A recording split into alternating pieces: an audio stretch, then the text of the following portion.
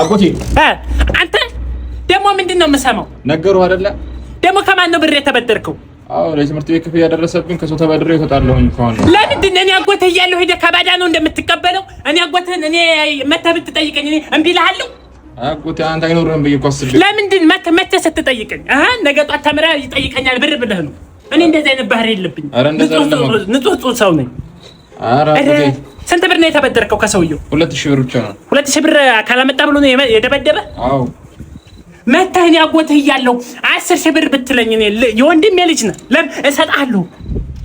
አጎቴ እኔማ ፈርቼ እኮ ነው። ምንድን ነው የምፈራህ? አፈሪያት የመሰልክ አንተ አፈሪያት። ይሄ ነው እንደዚህ እያደረጋችሁ ቤተሰቡን የምታራርቁት። እኔ መተህ እኔን ብትጠይቀኝ ሞልቷል። ያከራየሁት ቤት በዛ ሞልቷል። ለቃቅሜ እሰጥሃለሁ ብሩ። ለ2000 ብር ብሎ ከሚደበድበህ እኔ 10,000 ብር መተህ እኔን ብትጠይቀኝ እንደው በጣም አዘንኩበት። አጎቴ አቤት። የሆነ ወርም እኮ ደርሷል። አሰጠኝም እንዴ? ምን ነው የደረሰው? ክፍያው ነው የትምህርት ቤት። የትምህርት ቤት ክፍያ? እኔ እኮ አጎትህ እኮ ነኝ። አባትህ መሰልኩ? እኔም እኮ ትምህርቴን እኮ ያቋረጥኩት በገንዘብ እጥረት ምክንያት እኮ። አሁን ሰጣለሁ። ኧረ አያምርብህም። ሄደህ እኔ ለወሬው ብዬ ነው አይደል? ደግሞ አባትህ መሰልኩ?